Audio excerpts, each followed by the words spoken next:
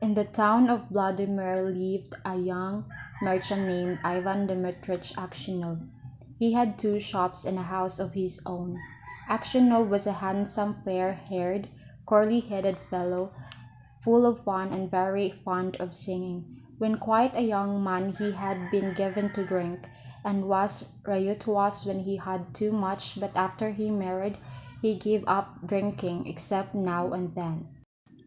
One summer, Aksionov was going to the Nizhny fair, and as he bade goodbye to his family, his wife said to him, Vanya, do not start today. I have a bad dream about you. You are afraid that when I go to the fair, I shall go on a spree? I do not know what I'm afraid of. All I know is that I have a bad dream about you. When you returned from the town and took off your cap, I saw your hair was quite gray. That's a lucky sign. See, if I don't sell out all my goods, I'm bringing you a present from a spree.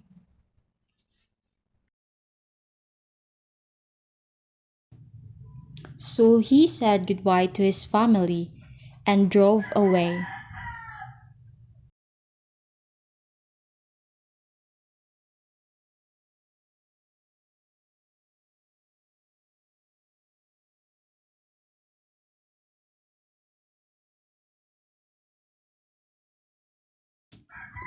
When he traveled halfway, he met a merchant whom he knew,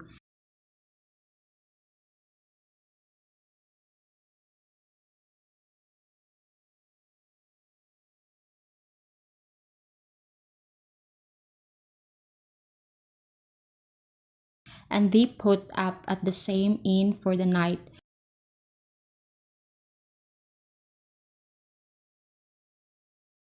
Excuse me, ma'am. There is any available room here? Yes, sir. Follow me. Let's go.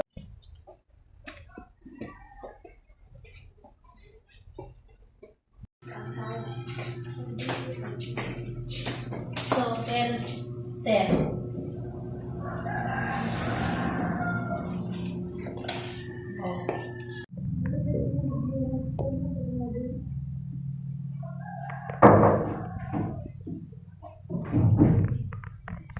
They had some tea together and then went to bed in adjoining rooms.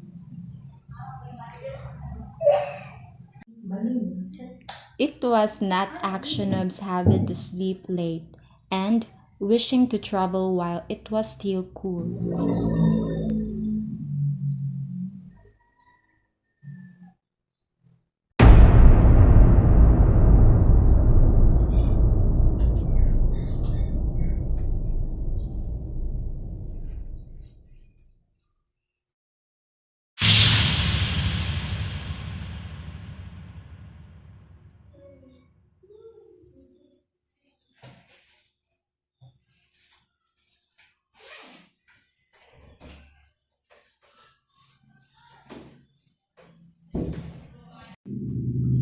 He aroused his driver before dawn and told him to put in the horses. Then he made his way across to the landlord of the inn, who lived in a cottage at the back, paid his bill, and continued his journey. When he had gone about 25 miles, he stopped for the horses to be fed.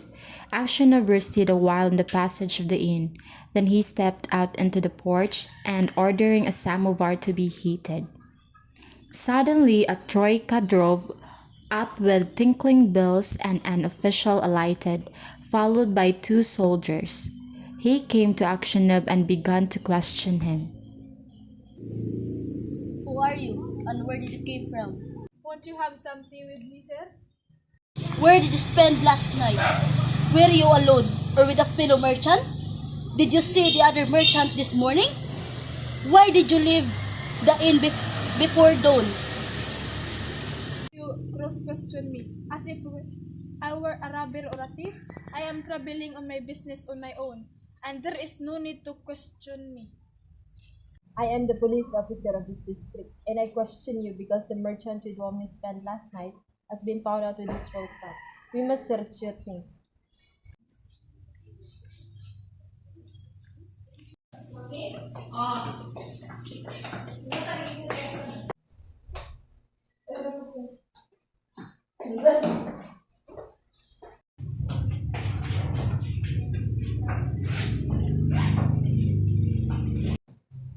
Whose knife is this? How is it there is blood on this knife? I don't know. Not mine. This morning, the merchant was found in bed with his throat cut, and you are the only person who could have done it. The house was locked from inside, and no one else was there. Here is this blood-stained knife in your bag, and your face and manner betray you. Tell me how you killed him and how much money you stole. Aksionov swore he had not done it, that he had not seen the merchant after they had tea together, that he had no money except 8,000 rubles of his own. The police officer ordered the soldiers to bind Aksionov and to put him in the cart, as they tied his feet together and flung him into the cart. His wife went to the town where her husband was in jail. At first, she was not allowed to see him, but after much begging, she obtained permission from the officials and was taken to him.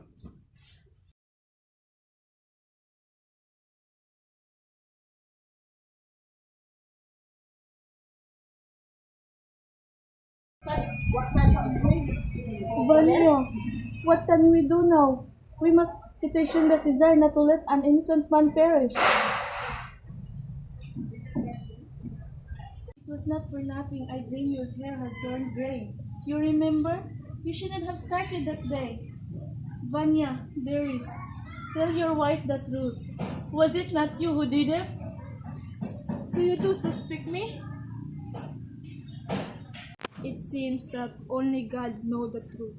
It is Him alone we must appeal, and from Him alone we expect mercy. For 26 years, Aksionov lived as a convict in Siberia. One day, a fresh gang of convicts came to the prison. In the evening, the old prisoners collected round the new ones and asked them what towns or villages they came from and what they were sentenced for. Well, friends, I only took a horse that was tied to a sledge and I was arrested and accused of stealing. I said I had only taken it to get home quicker and had then let it go. Besides, the driver was a close friend of mine, so I said it's all right. But they kept on saying that I stole it. But how or where I stole it, they could not say. I once really did something wrong and ought by rights to have come here long ago. But that time I was not found out. Now I have been sent here for nothing at all. But it's lies, I'm telling you. I've been to Siberia before, but I have not stayed long. Where are you from? From Vladimir. My family are from that town. My name is Makar. They also call me Simonich.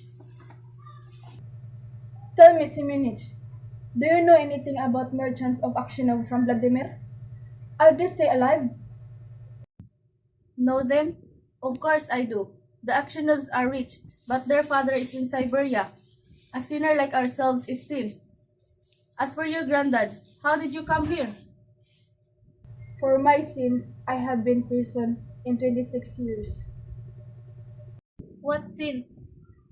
Well, I must have deserved it. Well, this is wonderful. Really wonderful. But how old you've grown, Granddad? It's wonderful that we should meet her, lads. Perhaps, Simonich, you have heard that affair? Or maybe you've seen me before. How could I help hearing? The world's full of rumors, but it's a long time ago. And I've forgotten what I heard. Perhaps you heard who killed the merchant. It must have been in whose bag the knife was found. If someone else hid the knife there, he's not a thief till he's caught, as the saying is. How could anyone put a knife into your bag while it was under your head? It would surely have woke you up. When Aksionov heard these words, he felt sure this was the man who had killed the merchant. And it's all the villain's doing.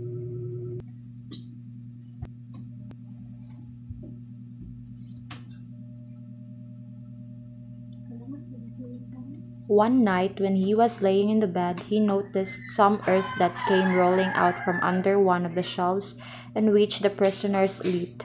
He stopped to see what it was.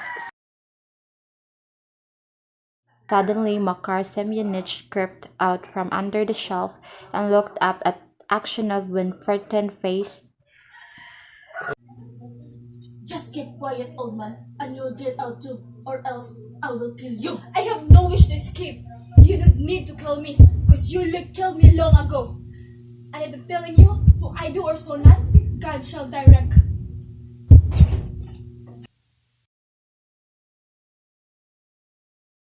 Next day, when the convicts were led out to work, the convoy soldiers noticed that one or other of the prisoners emptied some earth out of his boots.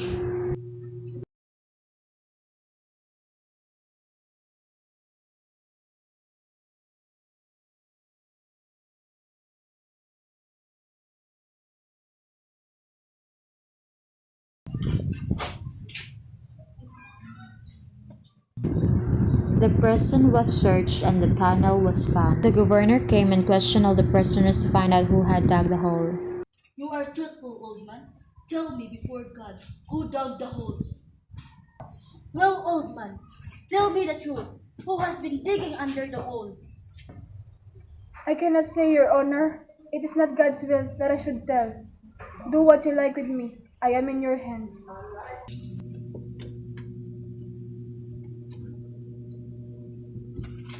What more do you want from me? Why are you here? Go away, or I call the guard. God, Ivan Dimitrich, forgive me. What for? It was me who killed the merchant and hid the knife among your things.